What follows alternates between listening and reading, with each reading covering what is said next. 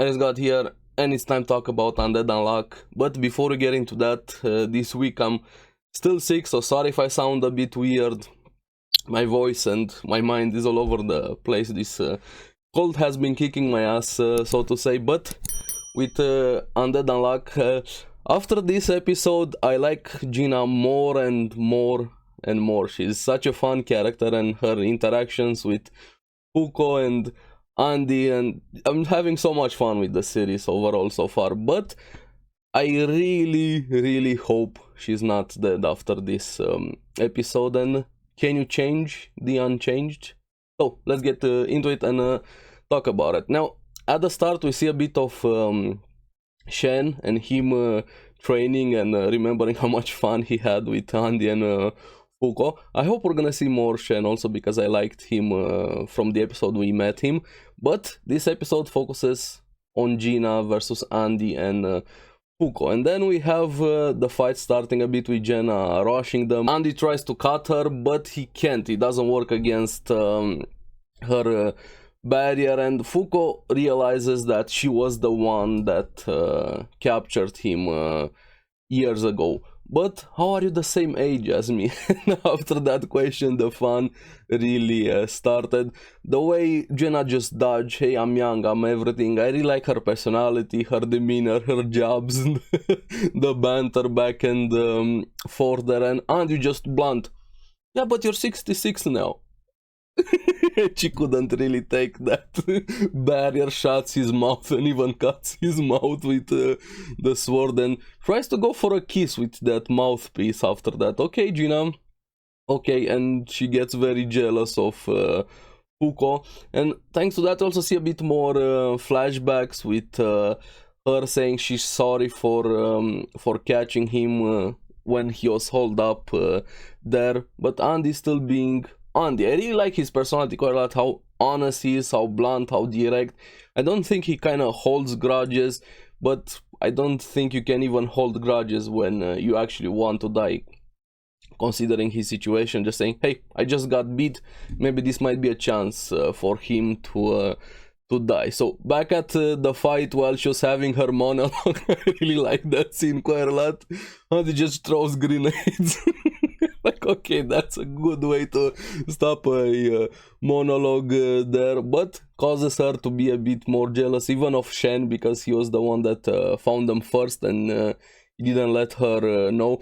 After this, I'm really curious how this union organization actually works, who is in charge, how this round table works. I have so many questions, and maybe we're gonna get them next episode, because by the preview seeming we're gonna meet the organization a bit. But also Andy figuring out more and more as the fight was going on how her power worked, because light could get through her barrier. He used the flashbang there, and the casual drop. Fuko's like, hey, where are your friends, your war buddies? Oh, they just died.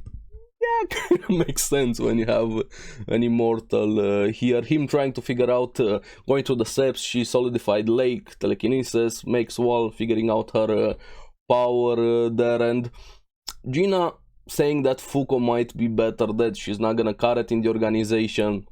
The jealousy is there. She tries to restrain Andy to make him give up Fuko, but him, Giga Chad move, the girl is mine, like directly, and make Fuko blush there. I really liked that.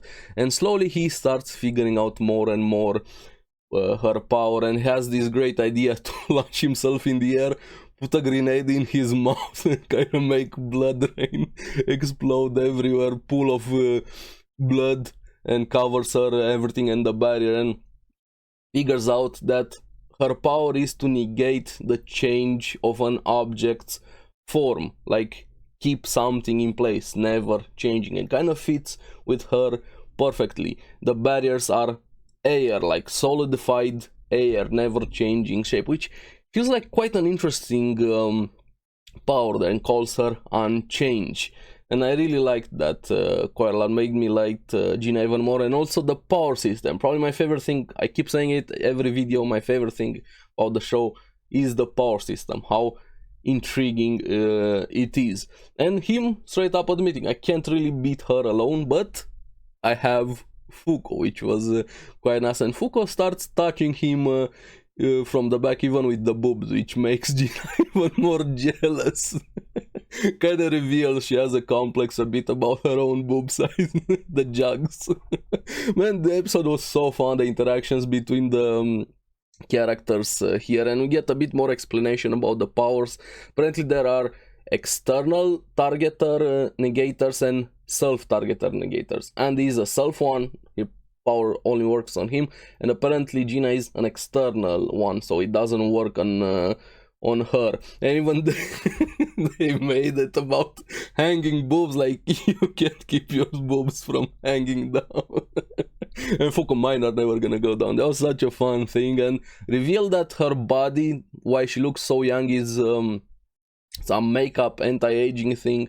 They didn't go full into details about that, maybe next episode, but it got her even more angry and frustrated, and the fight continues, and using his blood to keep seeing the hands and the barriers there. And thanks to Fuko, they figure out something very important. Why isn't she running when she's going after them? Because she was mad and kept walking instead of running. And normally what you do when you figure out something, you do a motorboat in boobs. Yeah. I need some boobs also in my life. the comedy is there on point. But he jumps up and hits his head, and suddenly laser beams start coming down, and one of them unfortunately cuts his penis. Yeah, that one must have hurt. Like, I caught that one there.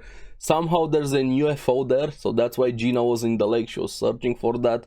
Well, the UFO has the Union sign. Is it related to the Union, or is the sign related to the UFO? That's why I'm curious. We don't really get an answer as to what exactly that UFO is. But Gena again made me like her even more. How adamant she was about getting Andy not liking change, which I kind of respect that. Thinking maybe something traumatic happened in her past. She lost people.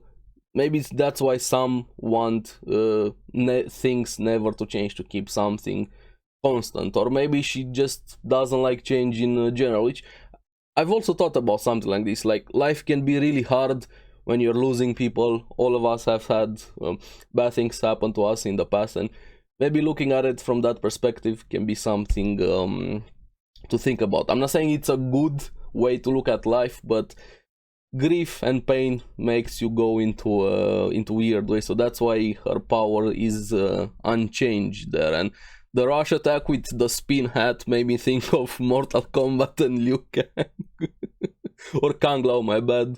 Them fighting there, and Andy saying he wants to protect Fuko and change her heart to make him make her love him. I'm sorry, I'm missing words a bit, still sick there. And Andy slowly figured out more and more. He figured out that there's a hole under the barrier, so that's how she was able to move. Because that's a very good point. If the barrier was full around her, how would she move? That's why the power system is so good. But the hole is very small, so they have to figure out a way to get in. Only his head. So he covers her barrier full in blood. And they spin the barrier. They actually, thanks to Fuko also and the sword door, they spin the barrier where it was, so the hole is not under her, and the head goes in, being thrown inside there for him to unleash all of the build-up unlock so far. And it's being related to light, being able to go through the barrier.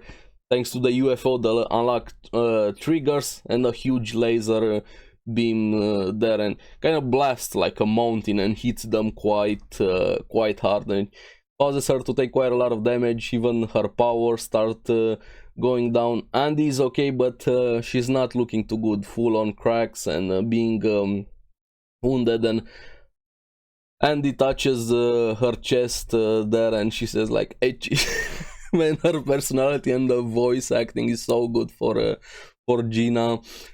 Before he can kill her, he kind of changes his mind, saying she will die soon, which I hope that's not the case, because I really like her, and even more after her final words here, which hopefully they're not her actual final words, saying she wanted to change because of everything, because of how the Union used her, how many people she hunted and everything, but nothing changed. And she made this curious statement: the world will change and the rules.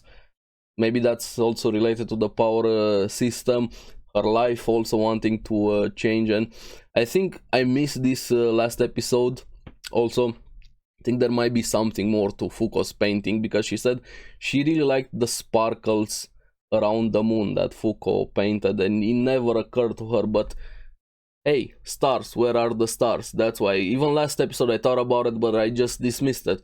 Maybe there weren't stars that day, or they were hidden or something like that, but there aren't stars here. It never occurred to her. Like, she didn't say there weren't stars around the moon, she said sparkle, so they don't have the concept of stars here. That something to keep in mind. And her finally saying something, maybe change is not bad, and feeling a bit weird, saying that the anti-aging is going down, go away, I don't want you to see me in this shape. But I really like Andy. He doesn't just look at the appearance of people, he actually holds them dearly, he respects them for who they are instead of how they look, and goes in and hugs her, and just saying, you dummy, wrinkles won't change your beauty. And I think he kissed her, but it's shown from the back there, and the episode ends to be continued, which I really hope Gena is not bad, because she's such a fun character. The banter is there. I don't know, maybe this is gonna be the main trio, maybe I'm overthinking things way too much, but by the preview it seems like they're going on the organization, which I have a lot of questions. But does that mean Gena is actually dead? Or maybe she just is gonna pretend she's dead? I really hope she's not dead.